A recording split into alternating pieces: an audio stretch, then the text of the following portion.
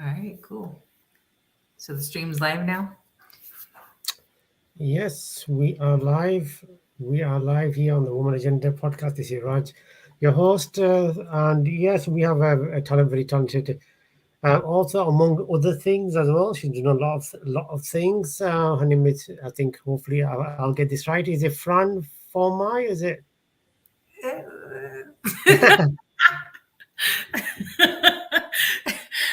Give or take.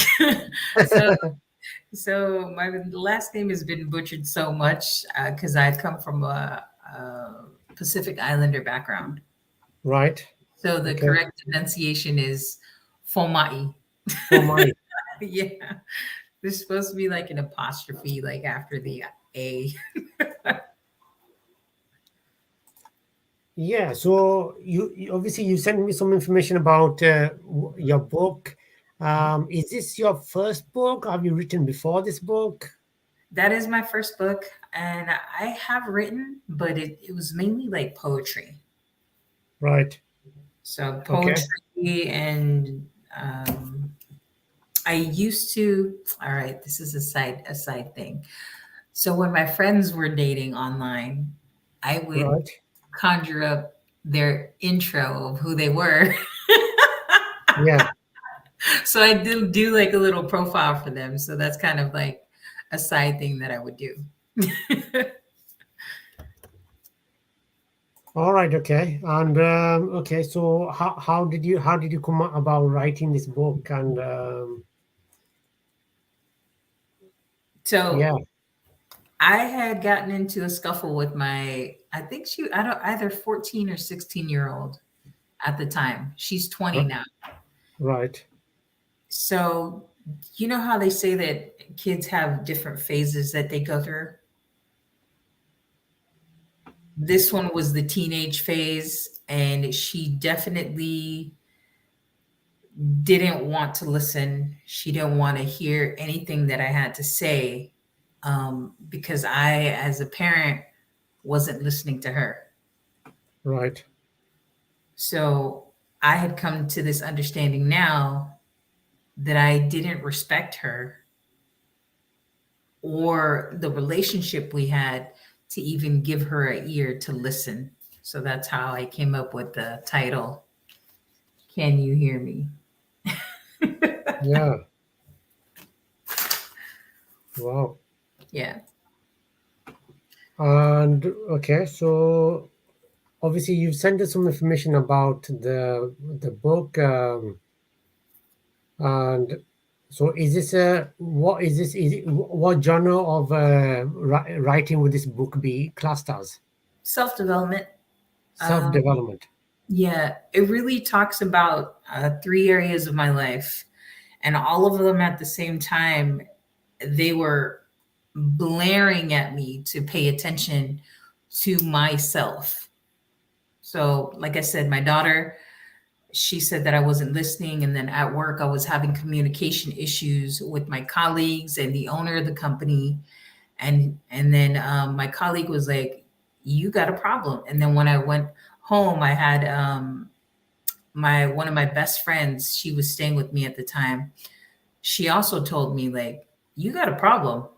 So all this happened the same week. If somebody's telling you that you have a problem all in the same week, I would say that is definitely something to pay attention to. Yeah, definitely. So okay, so you had some problems. Obviously, like you said, you had some problems and stuff. And then when did you decide to write this book? Then at that time, was it after that or? It was definitely after. I couldn't write it while I was in it because I didn't I didn't know that I had an issue. I was Yeah. in denial. And did you think you had it in you to write a book in the first place at that time? Nobody's asked me that question before, but I honestly didn't even believe in myself to even think that I had the wherewithal to apply pen to paper because I had always been told as I was younger that I wasn't smart, that I didn't have uh, any kind of wits to actually apply myself. So, but that also too comes from parents that don't know themselves, that also don't appreciate who they are and don't know who they're worth. So, trauma is passed on from generation to generation to generation until somebody decides to become aware enough to know that this is a pattern. And if I don't want to repeat it, I'm going to have to create new behaviorisms or new things in order for this to stop. Right. Okay. Fair. Yeah, that's true. Yeah. Okay. And this is like a self-publishing book. You obviously you wrote your book yourself.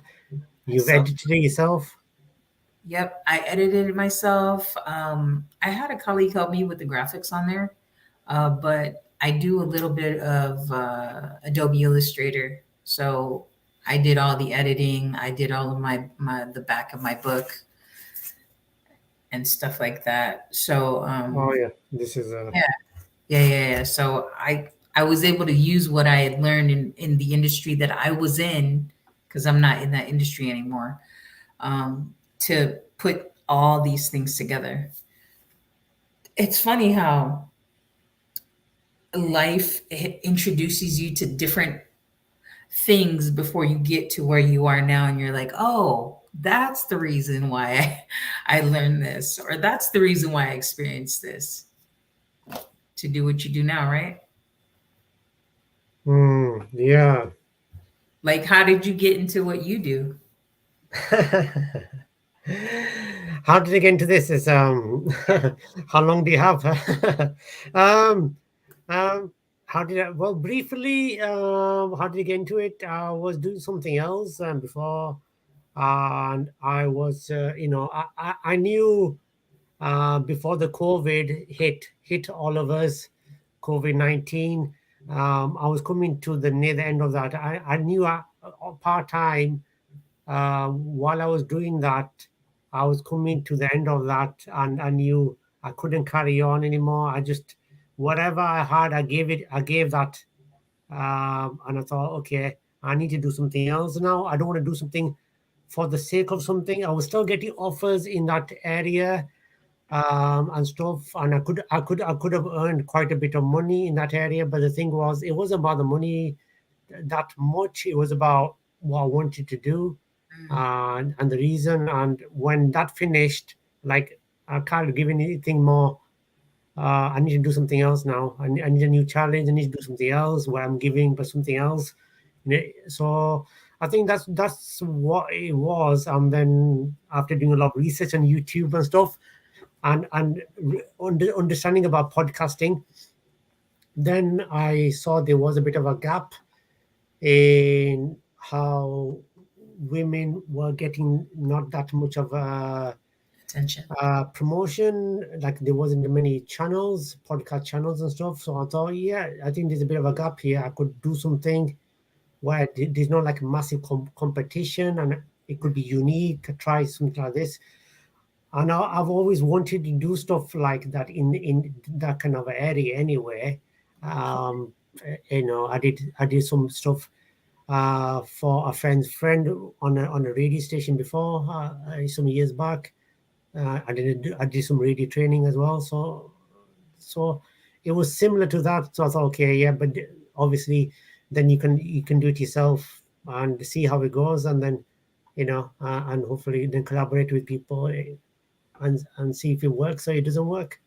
Yeah. So So now you're 2 years in, or how two many? years in, Okay. Are you glad that you made the decision that you made? yeah, because decision, then I would have been doing something, whether that was part time around my office work. Mhm. I would have been doing it for just like for the sake of doing it and getting money, but then my heart is not in it. I'm like, I didn't want to do it, carry on, even though I got the offers. I kept, and like, okay, you can work for us and work for us to do it, and I'm like, yeah, I knew I knew I couldn't commit to that, and I thought, yeah, it's time to, you know, Yeah, close like that chapter, start a new chapter, do something else, and try to give something back this way, and yeah. try this, and then see if it works or if it doesn't work, and whatever. And obviously you're learning every day, even in this as well, because you're looking to extend it, you're looking to get more collaborations with people, which I'm trying to do. So it's on partnerships. So it's every day it's a work in progress. So yeah. Yeah. How important do you think it is to pursue something that you really love versus something that you just get paid for? For paid for, I guess sometimes you have to do it. I guess if you got the bills to pay, I guess, which is fair enough. But then obviously then you still got to do the stuff which you want to do, and there's a passion to do it. To passion, there's a drive to do it. So there was a drive there was a drive to do something like this, to do something unique, different, which I've not done before, which I felt I could do, and hopefully contribute a bit, and obviously help some female artists and authors, and whatever coaches and anyone else who needs that kind of exposure in the market, and in the area. So that's how it's happened. Now, Uh, now, do you think being exposed to the women that you've been exposed to um, has you jumping into the podcasting field and not being exposed to it before? How has that changed your outlook? Like for me, for example, like you said, doing something that we love, which when I wrote the book, I didn't realize how much of a love I had for writing until I completed the book. And so now I'm doing like podcasting bookings for clients. And so when I realized the love that I had for writing, and also to the love that I had through the message that was going out to the people, that that because I had released and started that, that just caused me to like want to even do it more and go after it like I'm hungry. Like I cannot get enough. So I guess for you, does that same like how does that work for you, like now that you've already been in the podcasting world and you're applying yourself to it, does that give you a different drive? Or you got the floor. it, I mean, regarding myself, I think it does, because there's two things there. One, obviously, there's a drive in in doing the podcasting, and obviously where obviously on the women agenda, we're obviously promoting obviously the female talent, the women in different areas, and obviously music, from music to authors, and we're trying to do as many areas as I can, and as well as bring more people, and cover more areas, and cover more areas by collaborating with more people, and Network. hopefully reaching more people and reaching more new audience, which is important in podcasting. Hmm. So doing both of that, because one is good for the podcast and one is good for them. So it works both ways, I guess, and it's a collaboration at the end of the day. And if you're working together, and then you can obviously you can grow, and then they can grow at the same time. I think that's the most important thing. The most important thing, and obviously on the so you were saying about your book. When did this book come out, and what's the feedback been like regarding this? Oh my God. So the book came out last year in July, 2022. And I'm getting feedback from people that I never thought I would get feedback from. So they would tell me things like Hanif Jordan, she had mentioned that she had gotten into a confrontation with her colleague. And she said, because she read my book, she decided that she was going to respond in more of a peaceful manner than more of one that would come from a state of aggression. And I was like, oh my God, that's so great to hear. And then I also got a letter from one of my daughter's friends who she's 20 years old. I hear the echo in the background. Oh. And then she said, because of you, I now see that I need to work on a few things for myself. Thank you for not keeping Right. this message to yourself. So it's been very good, like the feedback that I've received from people. I just didn't know that they would actually read it or even connect with it. I just knew that I needed to let people know there's a struggle, and in the struggle you can always get over it. I know there are lots of stories that are very similar to mine, but there are not many voices like mine. There's only, they have that one saying that no two voices are the same. Hmm. Yeah, so how well, I mean, how do you like monitor how well the books done? Is it about the sales? Is it about the feedback, or how is it? Nah, it's not about the sales because then I'd be broke. Nah, it's definitely about the message. I want people that come from a background where they feel that they haven't or don't have the strength to find themselves in a free mental space, just to let them know that they can change.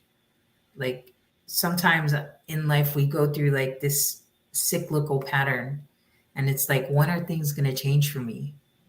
So I just want them to know, like, if they're working, doing the small steps to help them get out of what they're experiencing, they can, and they don't have to be stuck there. Yeah. Wow, that's great. And so this is available everywhere, Amazon, bar everywhere. Yeah. Yeah, it's on Amazon and Etsy. There's links on my pages too. If people want to click on there, they can find that. But the main thing, just to touch on it again, is I really want people to find their voice. Like I said earlier, I was told when I was younger that I wasn't smart. I was always told not to speak up when different things happen. And a lot of that took away my power. And I didn't think that I could speak up when it came to meetings like in the boardroom, or I didn't think I could speak up in the classroom, Right. because of these different projections that were put on me. But because I did like therapy, I read different books in order for to elevate my mind. I know now that regardless of what people tell me, my voice is mine and my voice is my power. So that's what I want to give back to the people. I want them to find their own voices in the midst of the things that they're experiencing. Yeah. Yeah. Definitely. Absolutely. So is there any plans to write anything more? Do you think? Yeah, I'm writing a book called Victim and Violator. It's actually a prelude of how I got to where I am right now. And it really talks about a lot of dark things that I experienced in my childhood. And so I'm very vulnerable and transparent inside of that book as to what had happened to me growing up.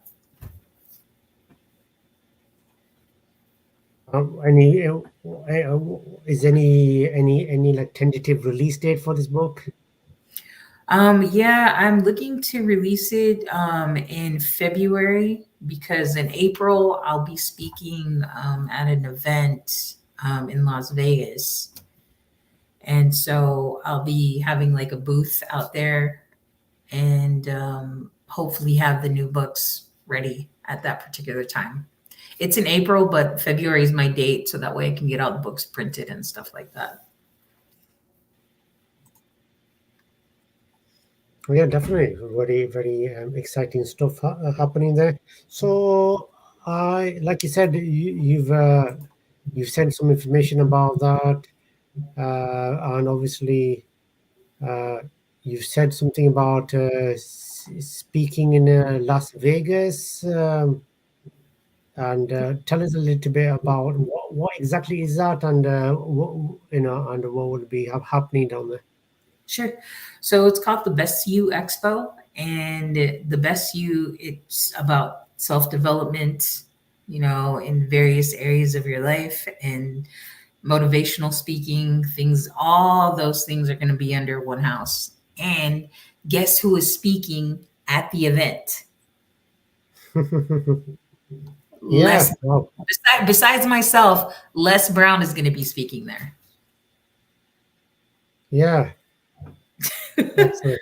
I'm like, he is like one of my mentors. I really enjoy listening to his voice and just, I don't know. Are you familiar with Les Brown? I will say I know that much. To be honest. Yeah, he's Uh, like Bob Proctor, and just, man, if you get a chance to listen to him, you feel like you want to take over the world after you listen to one of his speeches.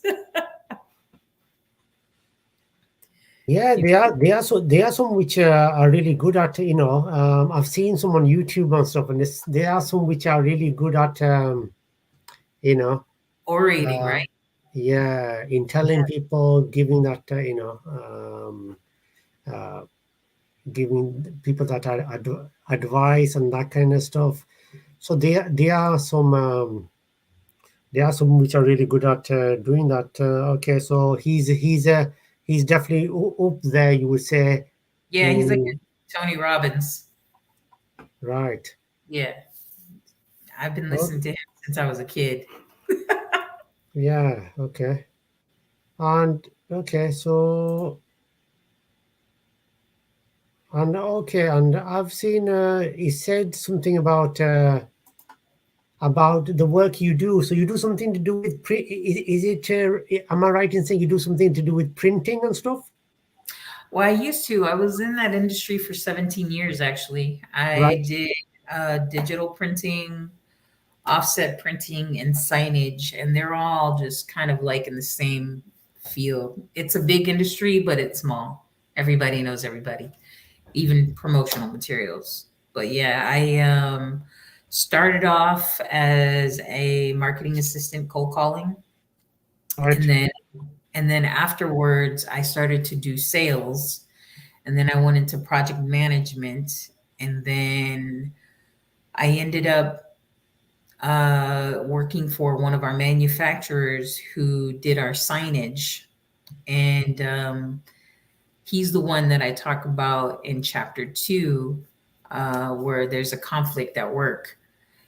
And so, anyways, after all that was done, he ended up offering me to become co-owner of his company. But I chose to go into transportation, is what I do now, because I felt like I had learned everything that I had learned there, and I had gotten to, I felt like was the top of the plateau. And Right. I decided to become partner at a freight brokerage here in Los Angeles. Okay. Yeah. Okay. I mean, that's yeah. Wow. I mean, what was it hard to turn that down? Then do you think was it hard to turn it down? No, I No. think no, I think because I was in the stage where I was learning how to listen to my intuition, I had to walk into something that I was scared to do, but I felt that it was necessary. So, and I'm glad I made that decision because I'm definitely in a space where I feel like I'm in alignment. what I feel my mission is for my own life. Right. And you've got you have your own company now then, is that correct? I'm a partner, yeah. Right. And what does your company do then? What is it the main We're a freight brokerage, so we basically get the trucking company, and then we get the shippers, and then we match them together for the equipment that they need, and then we get a portion of the um, job of what we secured for that load. So let's say if it's $1,000, whatever our margin is, we get that little margin, and that's how we make money. wow, sounds interesting. Yeah, exactly. So that's your main, obviously, that's the thing which you do now, which keeps you busy Yes. uh, on there. So okay, okay, that is absolutely great. And people obviously, do you have a website at the moment? Or It's called the Fran brand. The okay, Fran brand. right, friend. Okay, Yeah. I'm still working on fixing the website, so don't judge me if you go to my website. It's still a work in progress. yeah, I think it's being worked on, like you said, at the moment. I think I did try. I tried to go on it earlier. I don't think it allowed me to go on it. Oh, Uh, then my designer's working on it then. yeah, I think they probably are working on it. Like still adding stuff on your website and stuff. Yeah. So yeah, it didn't allow me to connect to it, but I think that might be I think that's probably the reason why I couldn't get onto that. Yeah. So. Yeah. I mean, they can find me on social media. I mean, my name's right there, Fran Fomai. And I'm on Instagram, YouTube, TikTok, LinkedIn. Yeah, and obviously we can just gonna pause something on here, but what? Okay, Sure. let me just. Okay, so there we go. We'll just put your Instagram on here. That's your Instagram. Thank you. Um, on there, but do you do something with the? Is it She Help or something like that? You do Uh, or she help? something? She trekking? Uh, She. is it She World Health or something? I don't know. Oh yeah, yeah, yeah, yeah. I do. Yeah, I was on the board for She Health, Sustainable Health Empowerment. So I just was there assisting like in things that they needed for like marketing, as far as like printed collateral and things of that nature. All right. Okay. Yeah. You were there for a long time. Yeah. One of my colleagues, Terry Tan, she's the founder. Such a great individual. So every year she's a, I don't know what the right word for it is. All this time that I've known her, she's a prosthetics doctor. So Right. she travels, I think, 4 times a year with the group of medical students, and they go and provide free prosthetics for people that can't afford it. Ah, wow. So it's pretty neat. That's really nice. Yeah, that's such a nice thing to do, though. Yeah. Oh yeah, yeah. She puts on a lot of fundraisers and stuff for them. So she'll send out an email blast for us to join her. So Yeah, and if anyone needs to want to get in touch, like I said, Francis is available on Twitter, Facebook, Instagram on here, which is Instagram official Instagram handle. You can get in touch with her. She's available on Twitter as well, Facebook. I'm not All on. all all the good stuff. Yeah, and definitely get in touch with her and let her know your comments. Or if you have any comments on the book, feedback or whatever, you can definitely send that across to her. Yeah, absolutely. Definitely looking forward to obviously your next book. I'm sure that will do really well. So hopefully, wishing you all the best for that Thank you on very there, Francis. And is there any? I mean, have you ever been have you ever been into reading yourself personally? Yeah, I'm an avid reader. I I any particular author?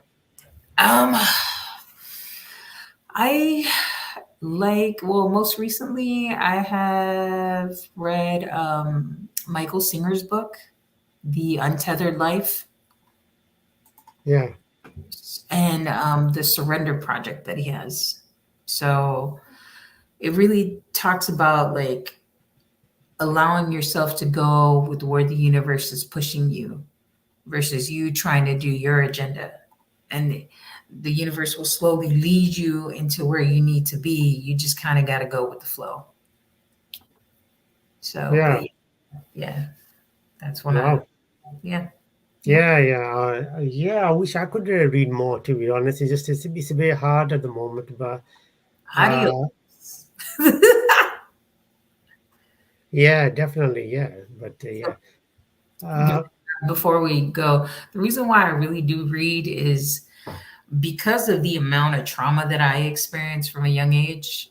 And I needed to read and listen to a lot of these different self development podcasts in order for me to undo a lot of the conditioned thinking that occurred when I was younger. So the more problems you have, the more reading you need to do. Because the yeah, answers are in the book, the books. definitely. Yeah. Definitely, absolutely, no, definitely, yeah. That's definitely for sure. Yeah, absolutely. Yeah, all the best for your new book. I'm sure it's going to do really well in the market on there. And yeah, and you're doing some good stuff anyway. And like you said, you got your own company as well, in which you're doing. So yeah, absolutely. So that's absolutely great. Thank you very much for coming on. Thank you for And wishing you all the best on there. And if we can, obviously mention your new book. We'll definitely try to mention it on here when it comes out, I'm sure, okay. uh, on there. But thank you very much. Thank you very much there, and have enjoyed the rest of the day. Oh, I'm sure it's a Same to you. Thanks, Raj. thank you Take very care. much. Thank you. Take care. Bye bye. Bye.